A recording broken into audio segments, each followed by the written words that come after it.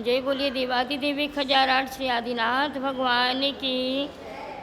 1008 श्री श्रेयांसनाथ भगवान की।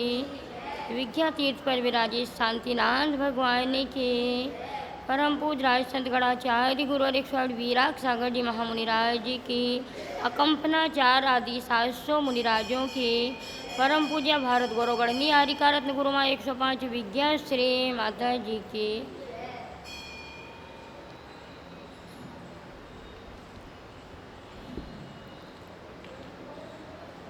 धर्म स्नेही बंधु, आज का यह पावन पर्व, आज का यह दिवस एक नहीं दो नहीं,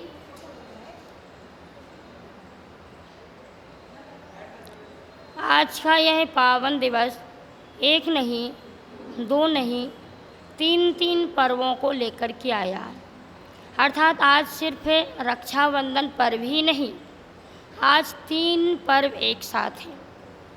पहला पर्व है 11वें तीर्थंकर भगवान श्रेयांसनाथ जी ने मोक्ष को प्राप्त किया था, तो आज मोक्ष कल्याणक का भी पर्व है। दूसरा, प्रथम तीर्थंकर आदिनाथ के पुत्र भरत चक्रवर्ती ने आज के दिन ब्राह्मण वर्ण की स्थापना की थी।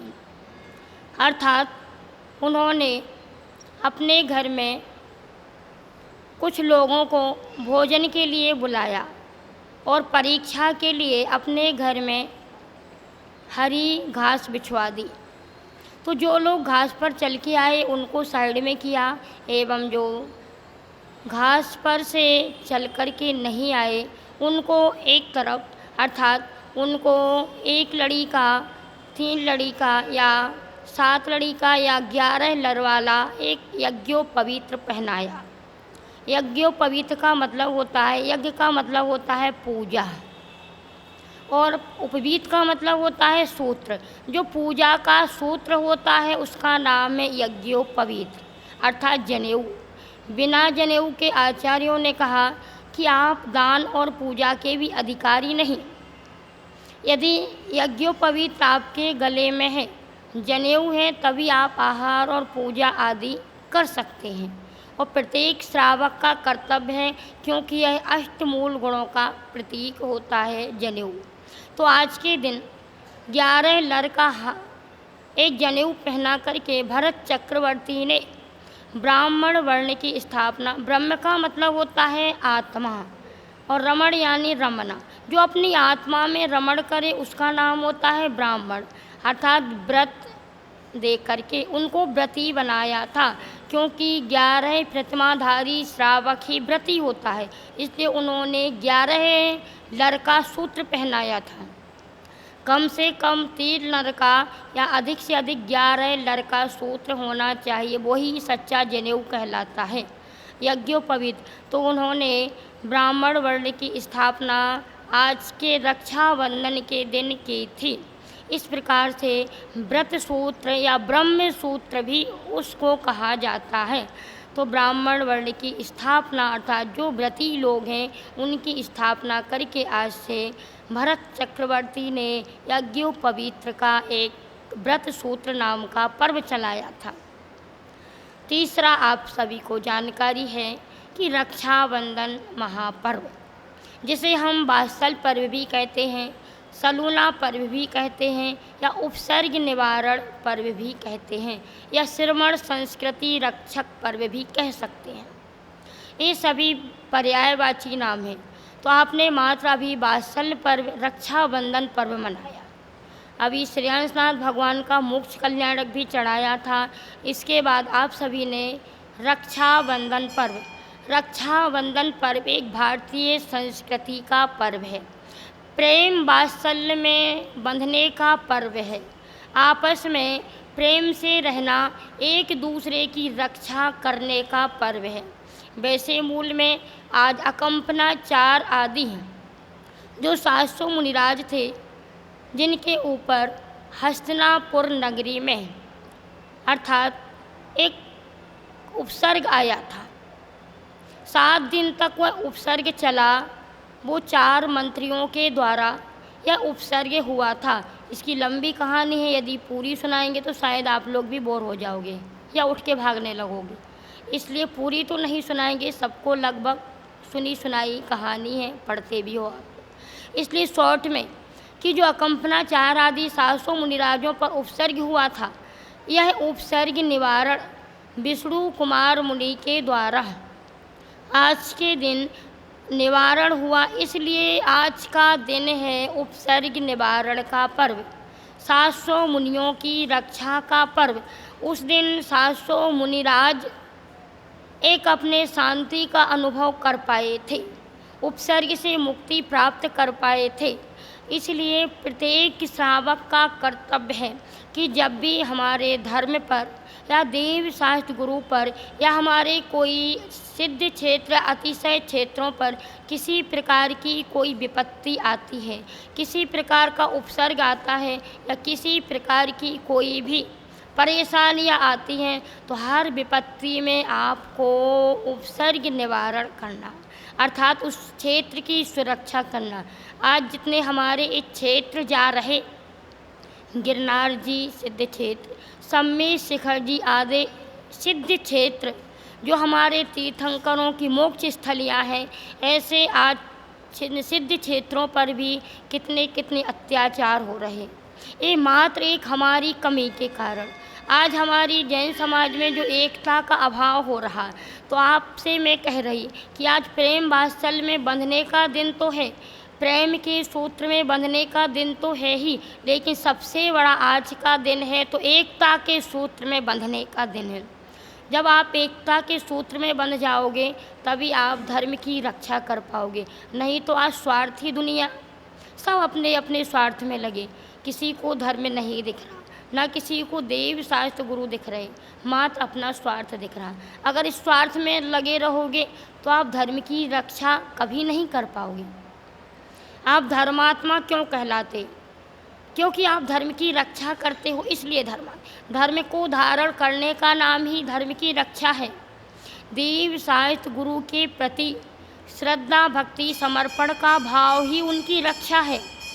अगर उनके ऊपर कोई आँच आती है तो वो उनका कितना भाव बिगड़ेगा, लेकिन हमारा धर्म हमेशा के लिए नष्ट हो जाएगा।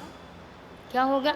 धर्म हमेशा के लिए नष्ट। और आज की जो पीढ़ी है, सारे लोग धर्म को धारण करने से, व्रतों को धारण करने से या मुनि आरिका बनने से डरने लगेंगे, क्योंकि आज हमारी इतनी कमी आती जा रही कि हम किसी को श्रद्धा से जोड़ नहीं पा रहे, मात्र तोड़ने का काम कर रहे। तो मैं आपसे यही कह रही कि आपने जो आज एक रक्षाबंधन का पर्व मनाया, ये मात्र अपने स्वार्थ के लिए नहीं, सिर्फ भाई बहन का पर्व नहीं। आज आपने मात्र इतना मान लिया कि भाई की कलाई में बहन ने सूत्र बांध दिया तो रक्षाबंधन मन गया। आज भाई की कलाई में रक्षा सूत्र बहनें क्यों बांधती, इसका भी रीजन है। प्रत्येक बहनें दीपावली में तो अपनी ससुराल में जाती, लेकिन रक्षाबंधन पर्व पर पीहर आती, मायके आती क्यों? इसका कारण क्या है कि बहन यही भावना भाती है और कहती है कि हे भाई, मैंने आपकी कलाई में जो धागा बांधा वो इस बात का प्रतीक है कि बहन की रक्षा भाई के घर में ही हो सकती है, उसके ब्रह्म की रक्षा पति के घर में नहीं हो सकती, भाई के घर में हो सकती। इसलिए प्रत्येक बहनें अपने पीहर में आती हैं, भाई के यहाँ आती हैं। दूसरा रीजन कि संसार में जितने भी पुरुष वर्ग हैं वो सब भाई के समान हैं, वो सब भाई मिलकर के इस बहन की रक्षा करें, इसलिए ही रक्षा सूत्र बांधा जाता। लेकिन आज की परंपरा बिगड़ गई। प्रत्येक बहन की आज दृष्टि होती है कि भाई की जेब में कितने नोट हैं, कितने का नोट है, इस पर दृष्टि होती है। और भाइयों की दृष्टि होती कि बहन की थाली में कौन सी मिठाई है। ये मात्र नोट और मिठाई का पर्व नहीं बचा, ये हमारी रक्षा का पर्व है। हमारे ब्रह्म की भी रक्षा हो, हमारी आत्मा की रक्षा हो, हमारे धर्म की रक्षा हो, हमारी संस्कृति की रक्षा हो, हमारे क्षेत्रों की रक्षा हो एवं हमारे संतों की रक्षा हो। इसलिए हम सभी को आज के दिन यही संकल्प लेना है कि हम सभी मिलकर के एकता के सूत्र में बंध करके अपने जैन धर्म की रक्षा करेंगे, मुनियों की रक्षा करेंगे, संतों की रक्षा करेंगे एवं अपने तीर्थों की रक्षा करेंगे। तभी आपका ये रक्षा पर्व मनाना सार्थक हो जाएगा। नहीं तो रक्षाबंधन पर्व अनादिकाल से मनाते आ रहे, मिठाई खा ली, सूत्र बांध दिया, मन गया आपका पर्व। तो ऐसा पर्व नहीं, ये बहुत ही वात्सल्य वाला पर्व है। इसलिए धर्म के प्रति वात्सल्य भाव रखना, देव शास्त्र गुरु के प्रति यदि वात्सल्य भाव रखोगे तो आपकी स्वयं की भी रक्षा होगी और संतों की भी रक्षा होगी। तो इस प्रकार से आप सभी एक संकल्प के सूत्र में बंधें और देव शास्त्र गुरु को राखी बांधें एवं आपस में एक दूसरे को राखी बांध करके आज का पर्व मनाएं। आज के दिन 700 मुनियों का उपसर्ग दूर हुआ था और उनका उपवास की पारणा हुई थी, वो भी सिमइयों की खीर से। क्यों हुई थी? क्योंकि सिमइयों की खीर नरम होती है और उन सब के जो गले रुंध गए थे उपसर्ग के कारण, इसलिए उन्होंने सिमइयों की खीर विवेक पूर्वक श्रावक ने दी थी। इसलिए आज के दिन आहार का सबसे ज़्यादा महत्व होता है।